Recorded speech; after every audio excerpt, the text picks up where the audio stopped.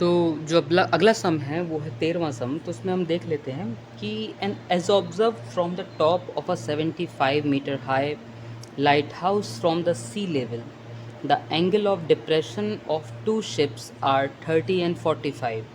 If one ship is exactly behind the other on the same side of the lighthouse, find the distance between the two ships. ठीक है, तो इसको हम कैसे निकाल सकते हैं? ये बोल रहा है कि एक लाइट हाउस है जो कि सी लेवल से 75 मीटर ऊंचा है। ठीक है, okay. Angle of depression of two ships, तो उस लाइट हाउस के ऊपर से वो दो शिप्स को देखता है, तो उस पर एंगल ऑफ डिप्रेशन 30 और 45 बनता है। अगर माने कि एक शिप्स के जस्ट उलट दूसरा शिप आ रहा है, जस्ट उसके पीछे दूसरा शिप आ रहा है, सेम साइड, ओके, क्योंकि एक साइड में तो आपका शहर है या अगर आइलैंड भी है तो भी हम मतलब मान के चलें कि लाइट हाउस जो आइलैंड में है वो भी एक ही तरफ देख रहा है, वो जो उसके ऊपर ऑब्जर्वर खड़ा हुआ है। तो एक शिप के पीछे अगला शिप आ रहा है, तो पहले शिप का एंगल ऑफ डिप्रेशन 30 बन रहा है, दूसरे का 45 बन रहा है। Find the distance between the two ships. ठीक है, इसको हम ऐसे समझते हैं। ये हो गया हमारा लाइट हाउस, ये है पहला शिप जिसको वो देख रहा है, और दूसरा शिप जिसको वो देख रहा है,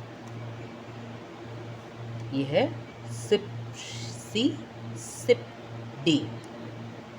तो लाइट हाउस से पहले शिप का एंगल ऑफ डिप्रेशन बन रहा है, तो नीचे तो नहीं बनेगा दोस्तों, क्योंकि आई जो है वो तो ऊपर है हमारी ए पर। ठीक है, ये यहाँ बनेगा, तो इसको देखेगा सबसे दूर वाले को तो 30 डिग्री बनेगा, सबसे नज़दीक वाले को देखेगा तो 45 डिग्री बनेगा। ठीक है, तो नज़दीक वाला शिप हो गया 45 बाय अल्टरनेट इंटीरियर एंगल, है ना, और दूर वाला हो गया 30 by alternate interior angle. Tower 75 metre दूर है, CD को आपने x मीटर माना है, ठीक है, एक दूसरे के साथ दूर, और तो ये ज़रूरत तो नहीं है वैसे BC की, लेट्स से ये आपका y है। ठीक है,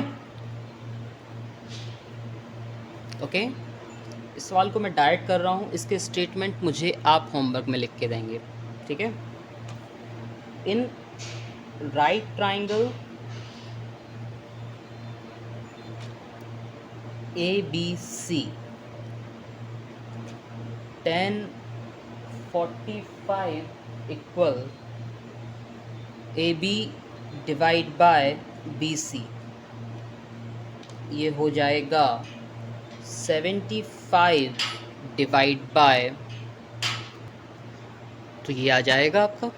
ठीक है, 75 divide by BC is y। निकालना भी नहीं है बट तब भी हैडिक। ठीक है, फालतू तो नहीं है, कुछ भी चीज़ फालतू नहीं होती। ठीक है, ये 1 y इक्वल टू 75 मीटर आ जाएगा बाय क्रॉस मल्टीप्लिकेशन। ठीक है, तो इस y का क्या यूज़ हो सकता है हमारा सवाल में? ठीक है, तो इन राइट ट्राइंगल, दूसरा राइट ट्राइंगल लेने पर उसका नाम है ABD, क्या हो जाएगा ये 10 30 हो जाएगा। AB डिवाइड बाय BD, है ना,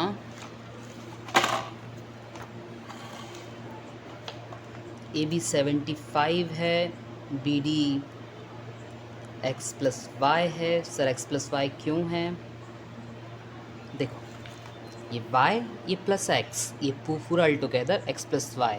आप जो मुझे होमवर्क में स्टेटमेंट भेजोगे ना, उसमें मुझे आप सब कुछ बता दोगे कि आप तो जीनियस हो, आप पे आ जाता है। ठीक है, चलो, तो ये हो जाएगा x plus y equal to 70√3 75√3। y की वैल्यू रख दो।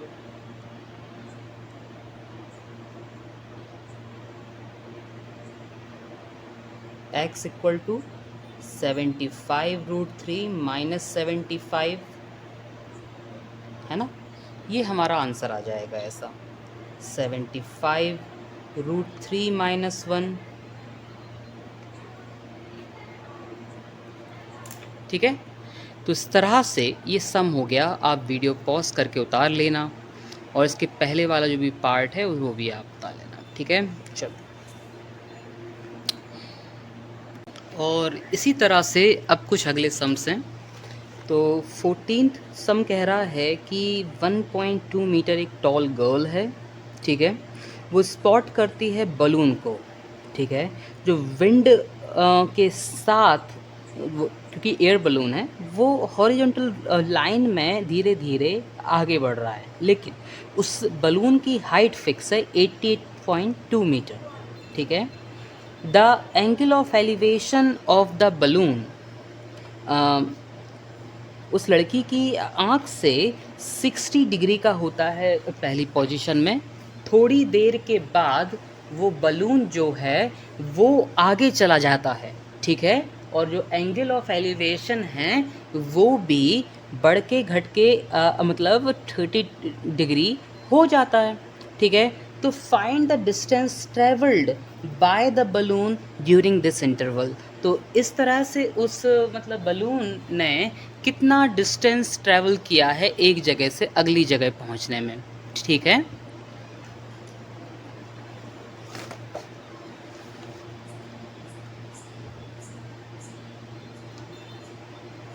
ये है हमारा बलून इस ज़मीन के साथ। ये है वो लड़की। लड़की इस बलून का टॉप देखती है। ठीक है, तो एंगल ऑफ एलिवेशन लड़की की आँख के सापेक्ष यहाँ बनता है। ठीक है, थोड़े वक्त बाद ये बलून जो है इधर पहुँच जाता है और अब की बार जो एंगल ऑफ एलिवेशन है वो लड़की की आँख के सापेक्ष जो है वो यह हमारा इधर बनता है। अभी वो बन रहा था 60 डिग्री, अब वो बनेगा 30 डिग्री। ठीक है, तो आपको ये जो डिस्टेंस ट्रेवल्ड हुई है वो निकालना है। ये डिस्टेंस माना, ये डिस्टेंस x है। ठीक है, ये 88.2 है। तो ये कितना होगा, ये 88.2 माइनस 1.2 होगा। ये इतना सोचो क्यों होगा, क्योंकि उतना कम हो जाएगा। ठीक है ना, 87 हो जाएगा। ठीक है, लड़की की हाइट तुम्हारी कम हो जाएगी। ये है हमारा बलून ए बी। तो थोड़े वक्त बाद हो जाता है ए डैश बी डैश, माफ़ करना, ये बी डैश। पहली पोजीशन रहती है ए सी, जो हमको हाइट लेना है 87 ए सी। थोड़े वक्त बाद हो जाती है वो ए डैश सी डैश। ठीक है, ए बी हो गया। इधर ले लें ए बी, डी ले लें, ये ई ले लें।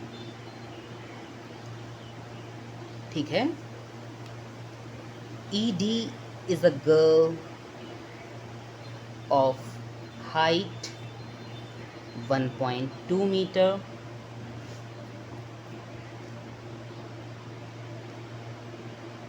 AB is the height of balloon OON 88.2 meter. Hence AC equal to पूरा AB minus ED कर दोगे तो हो जाएगा 88.2 माइनस 1.2, थोड़ी देर से हो जाएगा वो 87 मीटर। समझ में आ रहा होगा? ठीक है, चलो आगे बढ़ते हैं।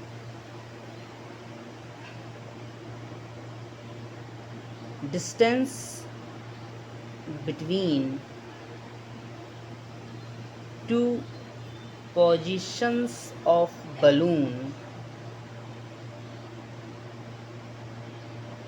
बी डैश इक्वल टू आपने x लट किया है, ठीक है। ये आपके सी डैश के भी बराबर होगा सर जी, है ना, क्योंकि आमने सामने की साइडें बराबर होती हैं। ओके, चलो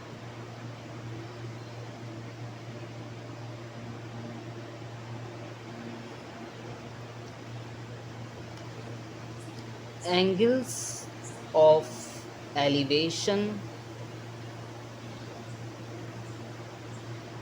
AEC equal to 60 degree and angle A dash EC dash equal to 30 degree.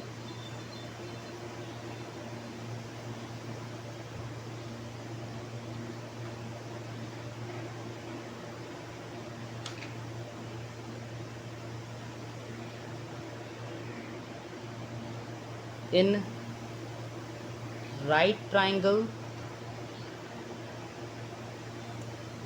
ACE tan 60 equal कितना हो जाएगा, परपेंडिकुलर AC एंड CE, जो कि अपने आप में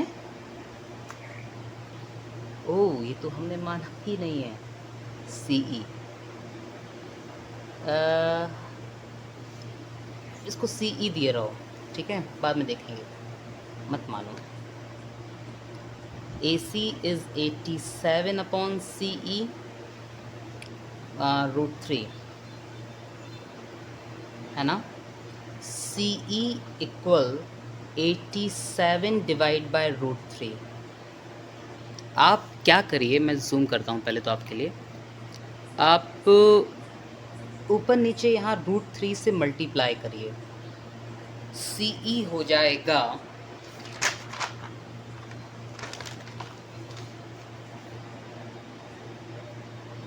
87 √3 डिवाइड बाय 3, 29 √3, ठीक है।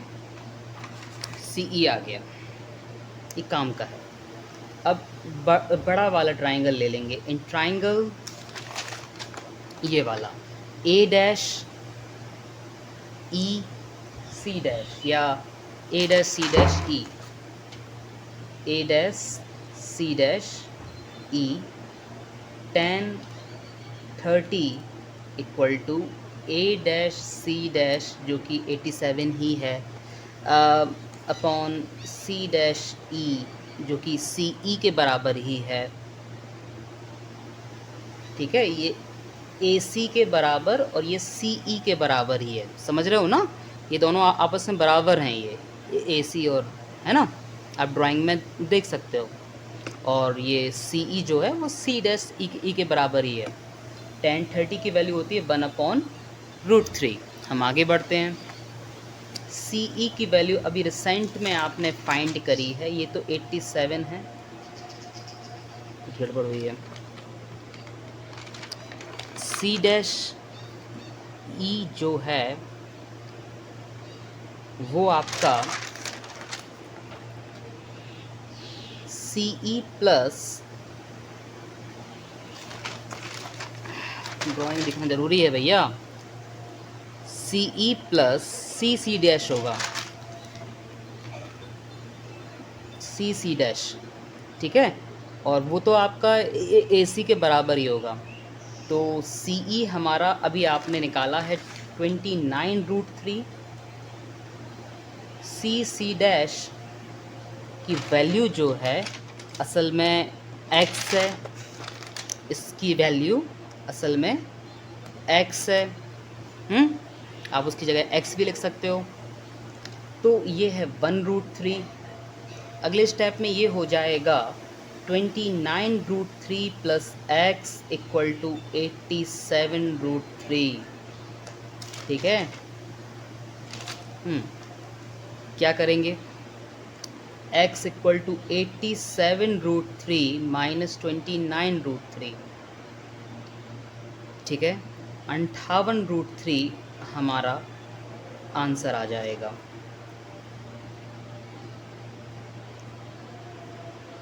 समझ रहे हो? तो इस तरह से आपको ये निकाल लेना है। ये इसका लास्ट हाफ है, कृपया पॉज करके उतार लें। और ये इसका फर्स्ट हाफ है, ड्राइंग के नीचे का। ड्राइंग आप पहले कभी लिख लेना।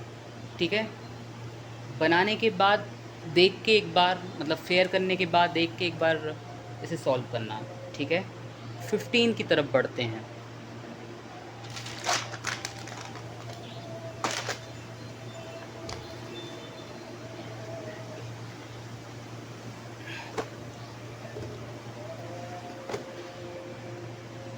A straight highway leads to the foot of a tower.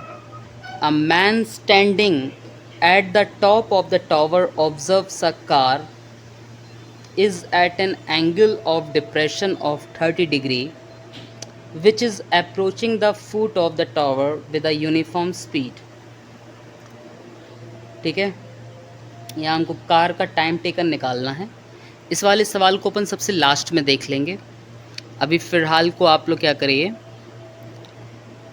जो वेरी इंपॉर्टेंट क्वेश्चंस हैं उनकी तरफ देख लीजिए। 16वां सवाल पुराने क्लास के बच्चे ने स्टार लगाया हुआ है, पहले ये देख लेते हैं। The angle of elevation of the top of a tower from 2 point at a distance of 4 metre and 9 metre from the base of the tower and in the same straight line with its are complementary, prove that the height of the tower is 6 meter. ठीक है, शुरू से अपन को नहीं मानना है कि अपना टावर जो है वो 6 मीटर का है। एंगल ऑफ एलिवेशन जो है वो टावर के टॉप का दो अलग अलग पॉइंटों से, वो पॉइंट जिनकी डिस्टेंस 4 मीटर और 9 मीटर है from the base of tower, वो आपका इस तरह से दिया हुआ है एंगल ऑफ एलिवेशन की। वो जो एलिवेशन एंगल्स हैं वो भी आपको नहीं पता, बट वो कॉम्प्लीमेंट्री आपको ये पता है। जैसे कि अगर एक 45 हुआ तो अगले भी 45 होगा, कि वो दोनों आपस में कॉम्प्लीमेंट्री होते हैं। अगर एक 30 हुआ तो अगला भी अगला 60 होगा, बिकॉज 30 प्लस 60 वो आपस में कॉम्प्लीमेंट्री होते हैं। तो इसको इस तरह से देखो, ये है, ये 9 मीटर दूर है, ये 4 मीटर दूर है। ये हो गया थीटा, ये हो गया 90 माइनस थीटा। ठीक है, क्योंकि वो एक दूसरे के कॉम्प्लीमेंट्री हैं। ए बी हो गया टावर। ठीक है, ये पहली डिस्टेंस हो गई 4 मीटर और दूसरी डिस्टेंस हो गई 9 मीटर। ऑब्वियसली ये आपकी मतलब 5 मीटर होगी। ठीक है, सी डी जो है वो 5 मीटर होगी, ये 9 में से 5। ठीक है ना, हम आगे बढ़ते हैं। हमको निकालना है टावर की हाइट कितनी है, क्या वो 6 है, हमको ये निकालना है, ये प्रूफ करना है। ठीक है, तो 4 और 9 का हमको अंतर दिया हुआ है।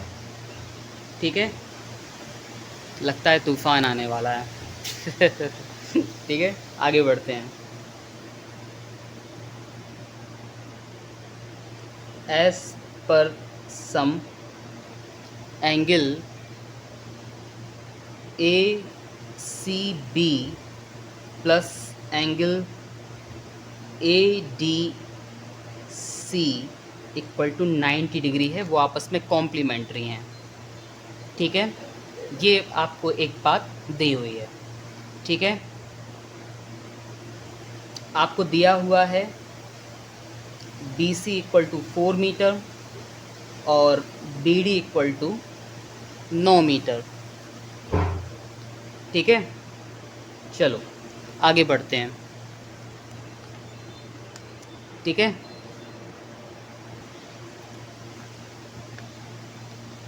ठीक है, तो अब हम आगे बढ़ते हैं।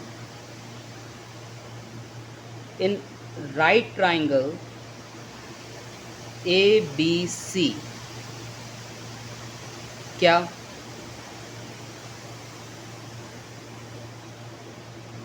ये एच मान लिया आपने? ठीक है, चलो tan थीटा बराबर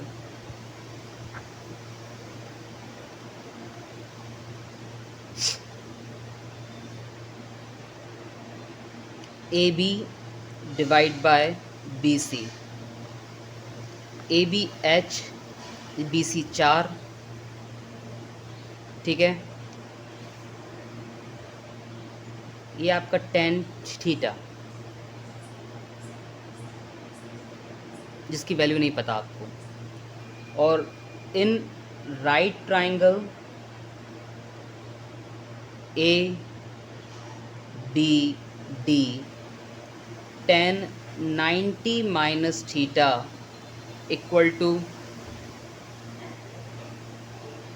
ए बी डिवाइड बाय, ये क्वेश्चन 1 ले लो, A B divide by B D 9 है।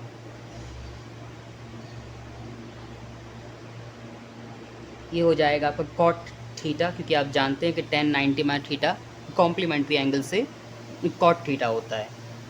ठीक है, ये आ गया। तो ये आपके 2 इक्वेशन आ गए।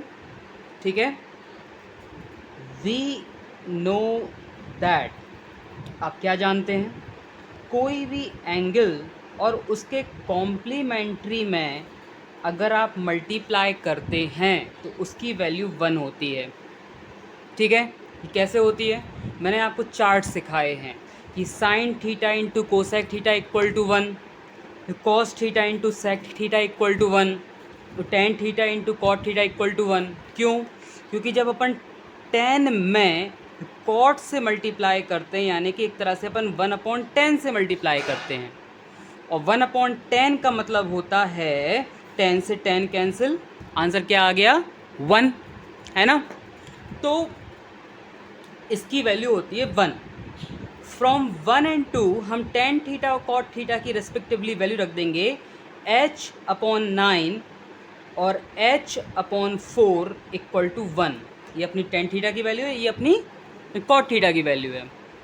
तत्पश्चात ये अपन ने वैल्यू लिखी है फ्रॉम 1 एंड 2। ग्रेट ना? चलो अगले स्टेप में एच स्क्वायर हो जाएगा और ये 9 इंटू 4 एंड 36 अपना उस तरफ क्रॉस मल्टीप्लाई हो जाएगा 1 के साथ। h इंटू एच स्क्वायर, और जो डिवाइड में 9 4 था वो 36 बन के 1 में जाके इंटू हो गया। ठीक है, सन में आ रहा होगा, है ना? दिख रहा है आपको? चलो h स्क्वायर इक्वल टू 36, तो h इक्वल टू √36, इसकी वैल्यू होगी ±6। मैंने पिछले वीडियोस में आपको एक डाउट पूछा था कि ये +6 और -6 क्यों होगा, है ना? फिर यहाँ पे एक बात लिखोगे कि height of tower can not be negative, so height of tower be 6 metre, या h इक्वल टू 6 मीटर। ठीक है, तो इस तरह से सवाल आपका प्रूव्ड हो गया। ठीक है, क्योंकि उन्होंने आपको प्रूव करने दिया था। बेटा जी अब 9.1 का ये आपने सवाल जो है वो पूरे ख़त्म हो गए हैं। आप देख लें, यहाँ ड्राइंग बनाया था, 2 इक्वेशंस आए थे, उनको एक ट्रिग्नोमेट्रिक सेमी आइडेंटिटी कहना चाहिए या रेसिप्रोकल आइडेंटिटी, कि ट्रिग्नोमेट्रिक रेशियो मल्टीप्लाई बाय उसका रेसिप्रोकल 1 होता है ना? तो वो वैल्यू रखी, दोनों इक्वेशंस की वैल्यू रखने के बाद h² / 36 = 1 आया, अपॉन का 36 इक्वल इंटू 1 में हो गया, कितना आ गया 36। तो इस तरह से ये आपके दो सवाल जो हैं, 2-3 सवाल जो हैं क्वेश्चन नंबर 13, 14 और 16 जो है हमने इस वीडियो में देख लिया है। वीडियो पॉज करके आप इसका फेयर करें और पूरा 9 चैप्टर विद नोट्स आज का होमवर्क रहेगा, आप मुझे सबमिट करेंगे बाय टुमारो, ठीक है। इसमें डे लिमिट नहीं मिलेगी और थोड़ा सा एडमेंट होके मैं अब आपकी फैमिली को कॉल करूँगा, ठीक है। आप मुझे रिप्लाई करो जल्द से जल्द कि वक्त क्यों नहीं हो रहा है। तो मैंने एक सम छोड़ा है यहाँ पे, क्वेश्चन नंबर 15, ठीक है। अब हम एक हफ्ते बाद जो है चैप्टर नंबर 10 स्टार्ट करेंगे, ठीक है। अभी आपका एक हफ्ते का मतलब मैथ्स वर्क से तो हॉलीडे रहेगा, मतलब कोई भी नया मैथ्स वर्क नहीं आएगा, ठीक है। 1 जून को आपके कुल 32 वीडियो आ चुके हैं, ठीक है। उन पूरे 32 वीडियो को बार बार देखो, समझो और सबमिट करो, ठीक है। अब एक हफ्ते तक कोई भी मैथ्स का वीडियो क्लास 10 में तो नहीं आएगा। हाँ, अगर आपको कोई डाउट रहेगा तो वो उस डाउट का वीडियो बना के मैं सबमिट करूँगा। मैं एक होमवर्क दिया था मैंने कि आपको जो डाउट हैं वो बाय सैटरडे भेजना है आपको, ठीक है। अब आज आप जानते हैं कि आज ट्यूसडे हो गया, अब तक डाउट नहीं आए मेरे पास, मतलब इतनी रिस्पॉन्सिबिलिटी अच्छी नहीं होती है। आपकी क्लास 10th है, ऐसा तो है नहीं कि आप पे सब आता है, ठीक है।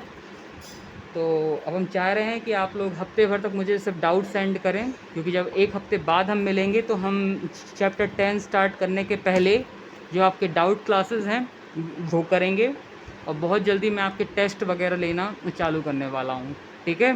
तो 7, 8, 9 चैप्टर्स को प्रिपेयर करते रहो, समय समय पे आपके टेस्ट होंगे। अदर सब्जेक्ट के वीडियोस भी आपके आज से आना चालू हो जाएंगे, ठीक है। आपके रिस्पेक्टिव जो भी टीचर्स हैं वो आपको आपके सब्जेक्ट्स के वीडियोस वगैरह देना चालू कर देंगे। Since I am your class teacher, so ये मेरा रिस्पॉन्सिबिलिटी था कि मैं आपको ये बात बताऊं। तो आप सभी को अपने नोट्स बनाना है, ठीक है। प्रॉपर हर सब्जेक्ट के, पूरे ऑल 6 सब्जेक्ट्स के आपको प्रॉपर नोट्स बनाने हैं। उसके लिए कोई भी रफ़ कार्य वगैरह जैसे कोई भी नोट्स नहीं बनाएंगे। आप लोग अपनी कॉपी ले लीजिए हर सब्जेक्ट की फ्रेश, ठीक है, और उसमें नोट्स बनाना चालू कर दीजिए। और अपने नोट्स के मतलब पीडीएफ बना के, आपको पीडीएफ बनाना आता है, नहीं आता है तो आप अलग से मुझसे सीखिए, ठीक है। मैं आपको कुछ एप्लीकेशंस वगैरह बताऊंगा जिनको आप ऐप कहते हैं, और उनसे आप अपने ये पीडीएफ वगैरह बना के मुझे सेंड कर सकते हैं, ठीक है। तो इसी तरह से मतलब पढ़ते रहिए और डाउट बताते रहिए।